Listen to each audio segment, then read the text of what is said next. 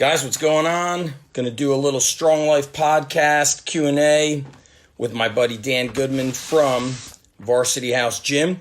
Dan's got a great podcast called The Business of Strength. So we're going to do that and just wait for him to come on. And hopefully you guys have questions. Good to see a lot of you here. Wonder what's going to happen when we're all back at work. The amount of Instagram lives are going to go down 1 million fold. All right. Thanks everybody for stopping by. Jose, what's up, buddy? Good to see everybody. Just stand by. There's my man, Dan Goodman from Varsity House Gym. And Dan's going to request. And here we go, guys. We are going live.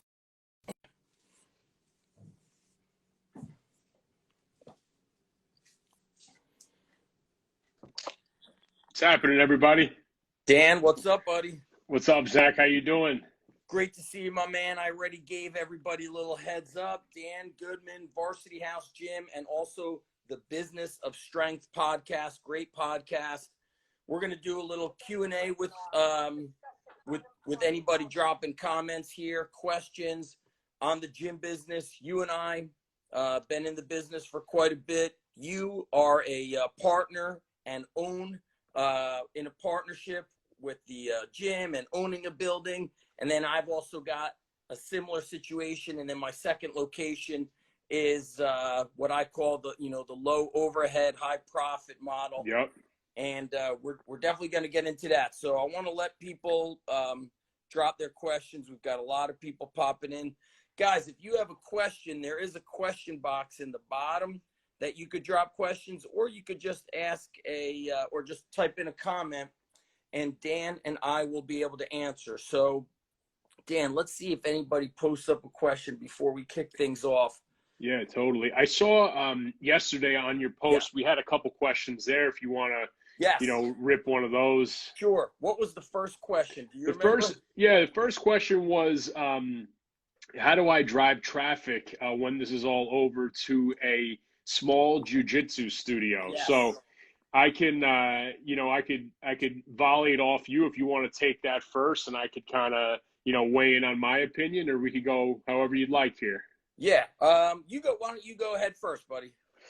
Look, I think with a jiu-jitsu studio, one of the biggest things right now, once we get full clearance with the situation that we're in, obviously being the thick of COVID, and depending on where you're at, I know some gyms are opening up, and it's going to be, if it's a brand new jiu-jitsu studio, I would definitely push off my grand opening for quite a while. And the biggest thing that I say to everybody with brick and mortar is always, look, we're on a social media platform right now, and it's a beautiful thing to be able to connect. And, Zach, with somebody like yourself, we forged a friendship through social media, right? But the primary factor in that was that I was attracted to what you were doing based upon what you were actually doing in real life, not this like pseudo thing that was happening on social media. And I think the biggest thing, if I was opening up a jiu-jitsu studio, would be to quite simply try and become a locally well-known person. And I'm saying, if you're going to open that studio, let's just say where we're at, Orangeburg, New York, right?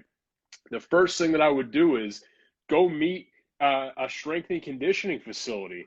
Go meet up with a local physical therapist. Go meet up with the local wrestling coach. And people are like, oh, I sent him an email. One email is not enough. Yeah. You got to go to the matches. You got to get FaceTime. You got to donate to their boosters. And you have to give to get, especially when you're trying to run a locally well-known business. I want to be on a first name basis with the barista at Starbucks. I want to go out. I want to do charitable contributions and get people in my area wearing Varsity House shirts and knowing and loving and trusting the brand. When we first started Varsity House, it was in a freaking loading dock, right? But it's not what mattered. What mattered was people knew us in the community of trying to do well and trying to do right by the athletes that we served. And therefore, we kind of had this spiral effect. And to be completely candid with everybody here, and I made mention of this in the new ebook that we released on Monday, Selling Made Simple, is that We didn't start using paid ads at Varsity House in any capacity until year 10 of us being in business. Year 10. And it's not because they weren't around, and it's not because we didn't use these outlets. We decided to focus solely on how do we market and become very well known within 3 square miles of our gym. And as a result, we've been able to start an online business because we made enough noise in the Northern Valley to where people were like, hey man, like, what are you doing at that gym? Or this isn't a franchise. And we ended up getting a lot of, we ended up getting a lot of business questions. But again, I hope it's not too broad with the jiu-jitsu studio. Get really well known within 3 miles of your gym or proposed gym. Get in touch with the local wrestling coaches. Get in touch with the local business owners. Don't expect to get busy without getting busy helping other people would be my number one word of advice. I like that. It reminds me of when coaches were first coming out to my certification. They kind of bypassed my advice of the way you want to grow it is how I did was like through my garage and the backyard and developing relationships and kind of building a local expertise by writing for the local newspaper, doing these free bodyweight strength and speed clinics for the sport teams.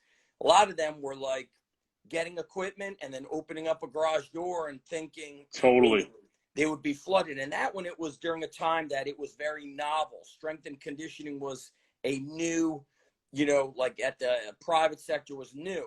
And so love what you said, Dan, about the building of relations.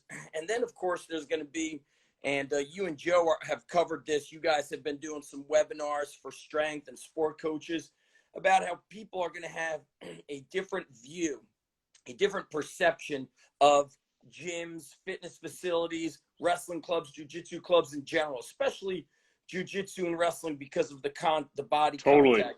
So you're going to have an agreement between members that demonstrates your commitment to hygiene and cleanliness, make it very visually apparent, whether it's through social, whether it's in person, so they see that you're taking, hygiene seriously.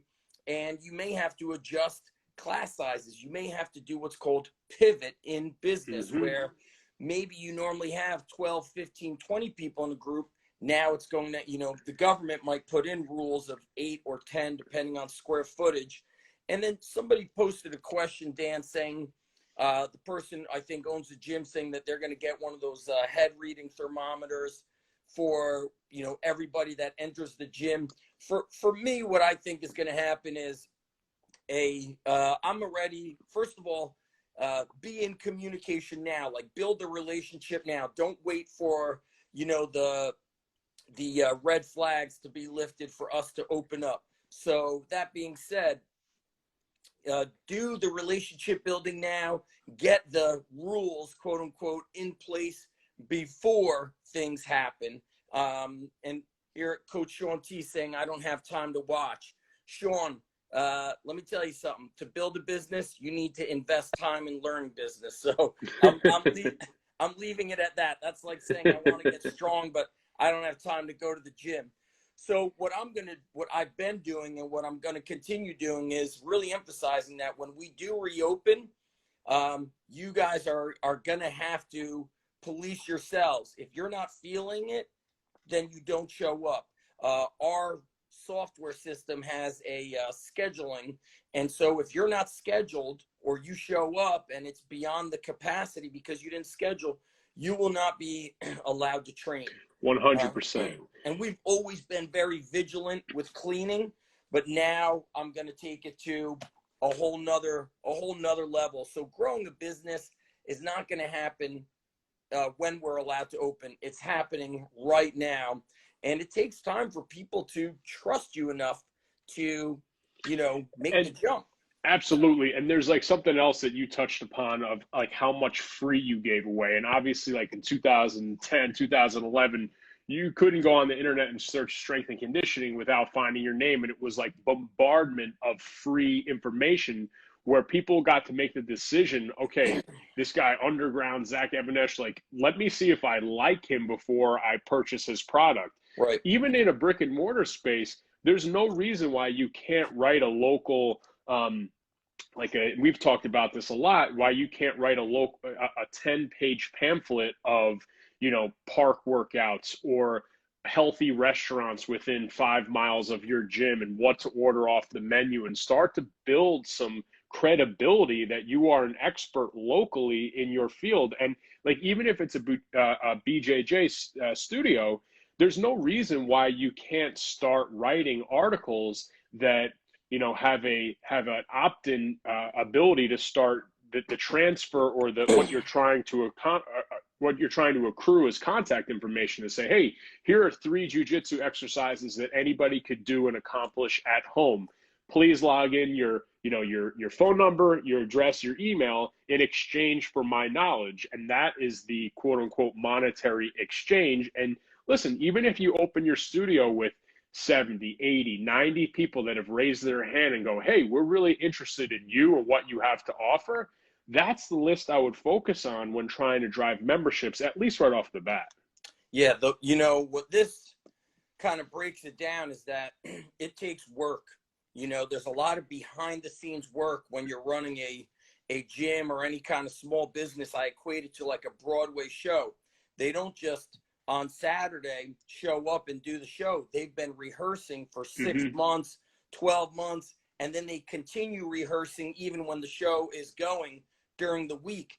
And so it's not one thing to get 100 members. It's 100 things you need to do to get one member. And I think I've said this before. I really think a lot of people, they don't have the grit and the toughness and the staying power to keep going, because they realize, holy crap, this is work.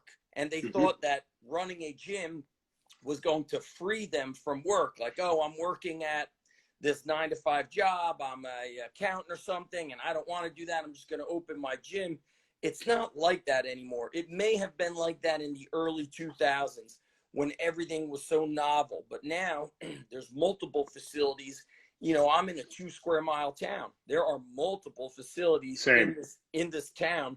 And so we have to demonstrate our excellence, our expertise, our knowledge, and not just, something that's also important, Dan. This is kind of an intangible, something that's sometimes tough to write about. I do videos on it, of course, but you have to go beyond jiu-jitsu. You might be a jiu-jitsu club on the surface, but what are you teaching them about life? My analogy to that is, when I take my daughter to tennis or take my son to baseball, does the coach just teach skills, or does my coach talk to my kids about excellence in academics? Excellence, hey, help your family at home, be a worker, be kind to others. Are your core values? Are you teaching them about life? Because if all you're doing is teaching how to swing the racket and how to hit the ball or throw the ball, I don't know. Like, to me, that's not blowing my mind. Totally. You're selling, look, and we've seen this, right? We've seen facilities try to sell the mechanism of, 20,000 square feet, cryo chambers, brand, as much as we love, brand new, beautiful equipment. Ultimately, that flash might attract, and it might get somebody to buy right off the bat, but it doesn't get people to stay. What gets people to stay, in my opinion, and you can weigh in as well, is it's 50% results. And results is what you know about training and working on your craft, X's and O's. That's half of it. Yep. But the other half of it is the community. And what you're talking about is, you want your son and daughter to go someplace where they're learning about life, because as we know, I mean, I was a competitive athlete till I was 22, 23 years old, but eventually, it was over. And all I got to take with me was the values that I learned from being a high-level football player, and they still serve me well today. And you could say the same thing. It's like, listen, at our gym, there's plenty of people that come, they lose 15 pounds, or, they're no longer playing high school football or no longer doing high school wrestling, but they're still members of our gym. Like, somebody loses 15 pounds, they don't want to lose any more weight. What they're coming for is to come check off the box that they're exercising, and they love the community and what it stands for and the friends that they've made. And you can't harbor friendships in a cookie cutter facility. No brand new rack or brand new turf substitutes the real human touch points of giving a shit about your clients. That's what it's all about. 100%. I was thinking to myself, well, the beginning, any athlete or an adult, they start experiencing these results so quickly. But then, it is the third place. It is where they build relations. It is, parents have been texting me nonstop about how they can't wait for us to reopen. Some of the issues are their kid is not really doing the work, training hard without us. That's certainly an issue.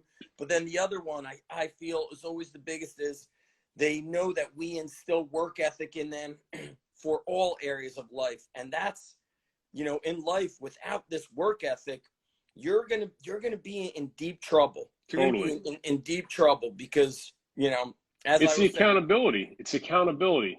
And everybody needs that. And like when you've talked about in your articles going to some of those hardcore gyms, like you got to see what hard work looked like. Whereas like in high school, I would show up to the gym and be like, all right, 2 days a week is good. And that was just enough. And then obviously when you want to be a varsity player, you see, okay, that's what the best player is doing. That's what I need. Or hopefully you've had positive influence. Like my high school coach was a positive influence. My strength coach in college was a positive influence and paved the way and showed me and showed my friends, hey, if you want to achieve this status, this is what it takes. And it was just a clear path. And in the strength and conditioning field, it's not hard to get people results, right? It's just holding them accountable and giving them a clear, distinct plan. The hard part is actually sticking to the plan, and that's really that's what it comes down to for a coach. Yep. And then people will either leave your facility when they feel they're not loved or cared for, or the athlete is, gets bored. And look, sometimes there's we lose athletes because what we do is very hard and they don't want to really do that crazy hard work. They might go to a place that has more flash and more fancy stuff that's a little bit easier. But for the most part, when we lose an athlete, I look to blame myself. Where did we go wrong? What were we not doing enough of? And so I look at it like that. Let's switch gears a little bit. Yeah. You guys have plans in place. You're planning, you're mapping things out as to what's going to happen when we do get to reopen the doors to our facility. So what are some important things that are on your mind, on Joe's mind, with regards to how things might be different after, this lockdown is over? Yeah, I mean, look, we're still in the thick of it. Obviously, in the tri-state area, it's kind of a precarious situation as we really don't know how it's going to shake out. But one of the biggest things for us, and you mentioned it before about cleanliness, is a sanitary promise. And we have the luxury in our facility, but I think a lot of facilities have this ability too, to space out the gym a little bit. We're going to actually spend some money on like things that seem simple, but like an automatic hand soap dispenser, the automatic, what should we call it? The sanitation stations of the, the alcohol like wipes and stuff like that. Right. We're gonna have automatic dispensers on that. We are thinking about putting an automatic door in the gym. There's just certain sanitary things that it might cost us a few $1,000s, but might appease people's like worry. The second thing is also speaking to our staff about the fact that our personal community at the gym has been affected very much so, where a lot of people have either, have family members that have been affected by the virus, or they've had work situations arise, as have millions in the country. And it's just making sure that we're being conscientious with the way in which we're speaking about the virus. That's one thing. And like, you can't poo-poo somebody's anxiety about Yep. coming back to the gym. That's right. And if somebody doesn't want to come back to the gym, well, what can we do to continue to serve them? Hey, you know what? I could still program you on True Coach. I could still get on Zoom. We could still do a session every week to make sure that they still feel included in the members page Right. and things like that. That's a point in which it's like, don't, and I'm not trying to get political, but right now is not a place, if you're a business owner, to get political online, because you don't know how people stand. And to be honest, it's like, you're not a politician. So you're a gym owner and you want to make people feel welcome to come back. And another huge thing for us, we've had people out of fear go on pause and things like that. Our number one focus is on making sure that those people feel welcome to come back. Yes. And our first conversation, there's going to be no marketing that's going to be done until those people get a personal phone call back as to exactly what we're doing. And, for us, the last thing is, obviously, we're going to be reducing class sizes. We've never had a check-in to classes. Now we will through our MindBody app. We absolutely will. And we are going to space in, and we're going to lose classes because of this, but we're going to space out classes to give our staff 15 minutes to wipe down and clean up equipment before the next crew of people comes in. So there's never like a traffic jam in the front of the gym. Yeah. It's, hey, we need 15 minutes to clean up and, get ready for the next class. And look, if there was ever a time to make a change, and a lot of people have said it, and, we have a business coach as well. It's like, if there's ever a time to pivot where people will be accepting of the change, it's right now. Yeah. So for us, we never made the change to do a booking system because we're like, shit, it's just so much work. Now it's got to happen, and people understand that it's got to happen. Our class schedule was a little too dense. Our staff was spread a little too thin. We're trimming it down a little bit. We're going to be pursuing a semi-private model a little bit more aggressively, and which limits the amount of people in a semi-private to 6 or less on the hour. It's obviously a little bit more, it's more value to the client because they're getting more of a personalized experience, but it's also a little bit more expensive. So there are a couple different options, obviously, as we work through it, without knowing the full gamut of the sanctions that our state will give us.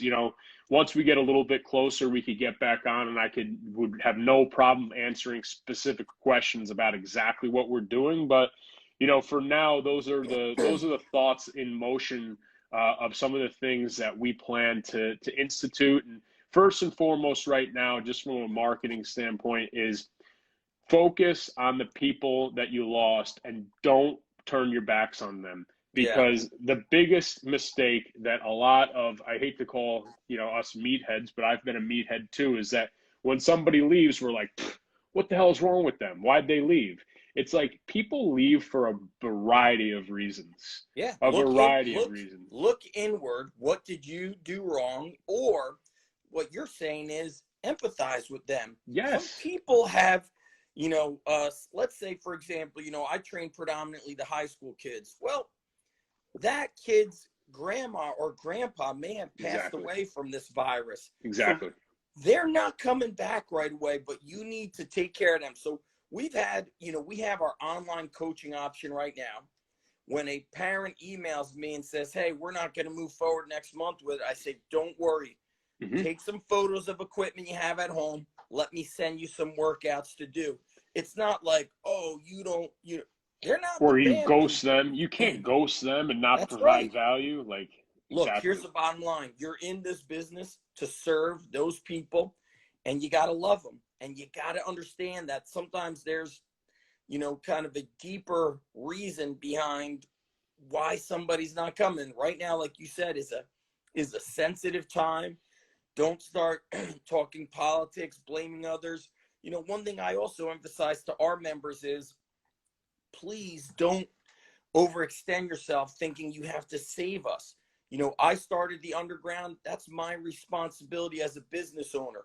If this is not something that, you know, you want to do right now, if we're not giving you enough value, then it's Totally. okay. Just take a break. Let me know how I could help you.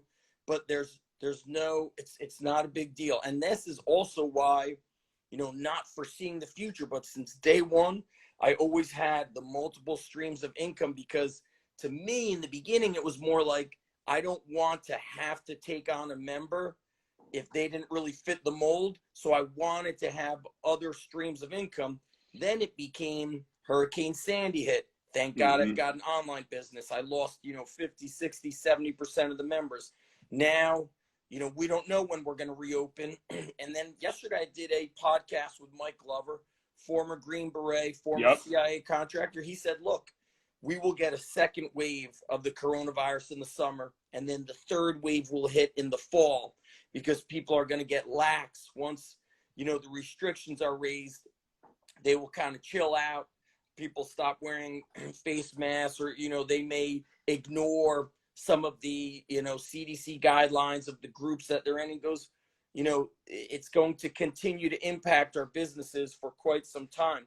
And so as a business owner, you know, especially, you know, strength coaches, gym owners, you have to be willing and ready to change. You know, Dan Kennedy, I read a book of his so long ago, but it actually wasn't in a book. It was at a seminar.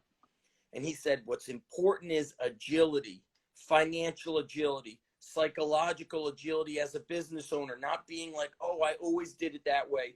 You know, being agile as a business owner. And to me, that hit home for me, because it's like, look, if something's not working, then you got to move on and do something that's Totally. better and working. And that has always stuck with me. And Listen, now's the time to be agile. I think for us too, like, you know, just speaking from our perspective, is like, we built a facility, we took on a lot of overhead, we took on a lot of risk, but we decided, like, hey, we're going to go all in on this one facility before we started consulting, before we started seminars, before we even entertained the thought process of a second location. And you know, along the way, you start rolling, you achieve some success, so you incur more bills. You start, you know, buying more shit that you might not need. You start signing up for more programs that you might not need. You start taking on, you know, just, I hate to call it like dead weight, because it's not, but like, you start, whether it's like processes, people, an expense account, it doesn't really matter what it is. But we just looked, and obviously when we closed, we're like, okay, what can go right now? And we really hadn't taken, and we do look at our books, and we have a great accountant, we have a remote CFO, Mike Waldron, who does a great job. But like, we never really looked at it and say, okay, the hard decision, this has got to go, this expense can go. And we've gotten leaner as a result of it. And whether we get to open up in 2 months or 6 months, when we reopen, we've also simplified our processes to the point where, you know, it's going to be more serviceable. We're probably going to be able to provide a little bit of a better product, and it might piss off 10 or 15 people. It might. But you know what? In 2 years from now, we'll probably have a stronger, more profitable business because of it. Yeah, your overall theme is you're doing what's best for the people, and not everybody is always willing to go that route. Dan, where can people pick up the ebook that you guys just released? So, Selling Made Simple, a coach's guide to making your next $100,000, can be found at the link in my bio. On At the link in Instagram. my bio on Instagram. My email is dan@varsityhousegym.com. Easy. I could send you the link, which is super easy. And that's the way to get in touch with me there. Zach, I saw there was a couple more questions. I Yeah, don't know how many more you want to do. let's answer this this question by Wad Rob. So it looks like he was planning to open a gym. I don't know, like in the fall or 2021. What do you think if somebody was planning to open up this fall, let's say, or maybe this summer? So I would say, like, contrary to maybe what some people would think, uh, I would say to answer that question specifically is right now, I don't know if you were planning on renting or buying or subleasing, but you could probably bargain a great deal on some real estate right now. Like Exactly. unbelievable. I And was in thinking terms of that. commercial real estate, for me, if we were opening, like think about it like this. We got the keys to our place maybe a month before we opened, and we were rushing to get it done. Whereas I would be like, man, if we could get this, like, let's say you signed a 3-year commitment, but the landlord said, hey, we'll give you 4 months reprieve right now with a deposit where you could come in and tinker around and paint some stuff and put in turf and get the rack set up. Man, that would be fantastic. And you could think about it. It's like, look, this situation now is temporary, right? Like whether there's a vaccine or whatever that comes out in December, January, February, eventually it's going to come.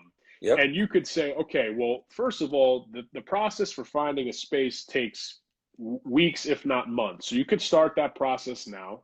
And then you are going to have the leg up in the negotiation with your landlord, potential landlord, and you could back into the deal saying, hey, I'll give a security deposit, but what I'm looking for is a reprieve in terms of time where, hey, I want to get the key for September 1, but I don't want to pay my first month rent until, say, January 1. And if you don't ask, you don't get. And if you had 4 months to build it out, look, if the sanctions are uplifted, which hopefully they are, maybe you start to have a few paying customers in and you have no overhead.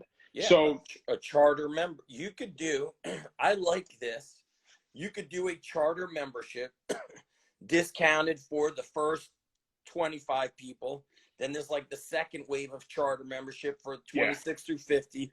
But then, kind of going back to the first question where you answered on the jiu-jitsu, I would chronicle everything with video and photo on Instagram, Facebook, but I would also connect with the local newspaper and also the local news channel about how you would turn it into like a fitness instructional studio teaching people how to train at home. So totally. I would do every day would be an instructional video on nutrition, body weight exercise, simple dumbbell work, anything. But I was Totally. thinking you have this negotiating power right now Totally. because nobody else wants to rent right now. And, when I opened my first warehouse, we rented and then 3 weeks later we were open. But I was already operating out of my garage. I had all the equipment. I Right. had the members. I was ready to go.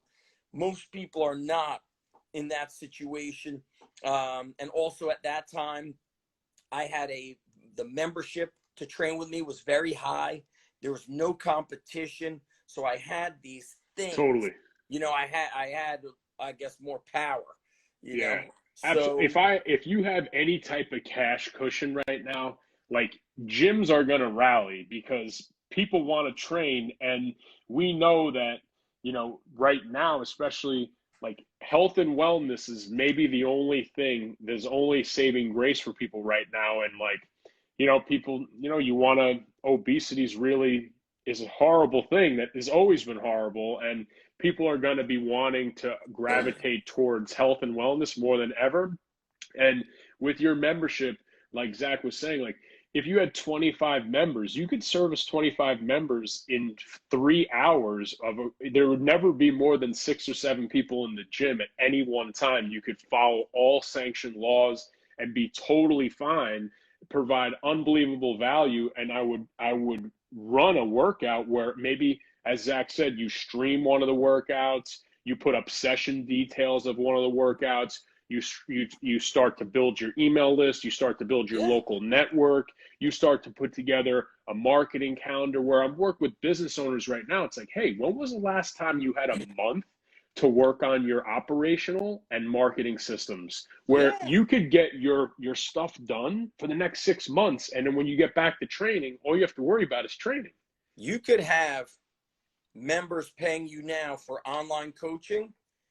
But then what the promise could be for these charter members is That's going to be your membership when we open. You are our founding members. And there's, a founding t-shirt. And there's a lot of things that can be done. Really what I found is that too many coaches are afraid of the work. I've even expressed this to my own team. As I said, guys, right now, you all should be writing a book. Like my buddy Josh Bryant has like all these Jailhouse Strong books. And I tell, like, this is not a thick, heavy-duty book, but every strength coach should be writing their own book right now that goes on Amazon, 10 chapters. It should kind of be an intro, a story about you and why you're doing this, and then stories about people you've trained. Here's a story of Dan Goodman. Here's the transformation of Zach Evnish. Here's the transformation of John Smith, Jennifer Smith, and just stories that basically inspire people, but it's like a walking business card. Every night you should be able, or every day you should be able to write 10 pages, because unless you're a first responder, you're probably working from home and have free time. And then strength coaches right now most are on furloughed unemployment. So even if you're not the gym owner, write a book, do something, Totally. Absolutely. And look, like you said, even for me, like we have an athlete in the NFL draft tonight. And in my head, I'm like, everybody knows that we've trained Jordan since 7th grade, but probably 95% have no idea.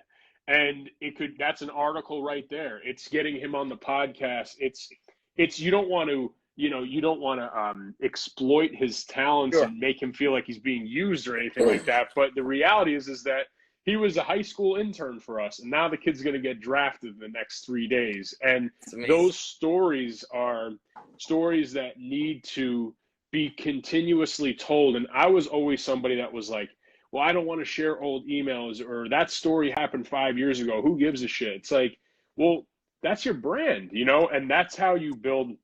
We talk about it all the time. Trust and belief in a brand. Are people buy from brands that they know, like and trust. Yeah. That's it. That's it. It's business 101. So you have to continuously tell the story.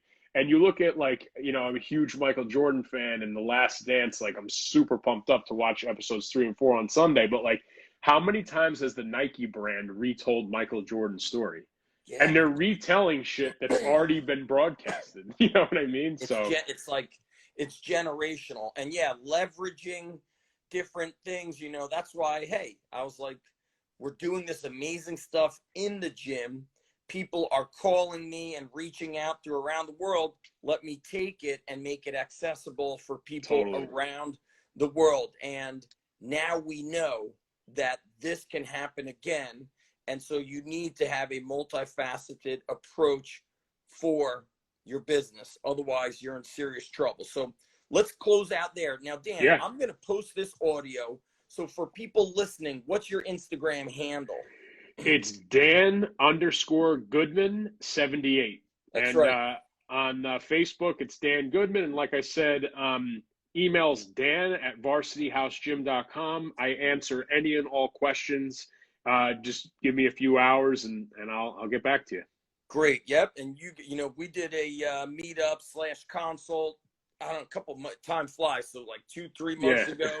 And you guys are great. I love working with you guys. So gym owners, aspiring gym owners should reach out to you, get the free course on selling. And I think, that's another thing I always tell strength coaches is if you're in the private sector, you have to learn how to market yourself and make an offer, because just like you pay to go to a restaurant or you pay for clothing, it's okay that people are paying you because you are giving them the most valuable, priceless thing, which is their health. Because if you don't got your health, you got nothing. So you got to learn to tell people what it is that you do and how to help them. And then there's a value exchange there. You're changing their life through health. So I hope people should reach out to you, send you an email, or go on your Instagram to pick up that free course. And this was great, my man. And then also Business of Strength podcast. Yep, Business of Strength podcast, 100%. Thanks to Thanks, Zach. everybody for watching and listening. Dan, see you, my bro. Talk to you later. Peace, man. Thanks, Zach. See you. Later, bro.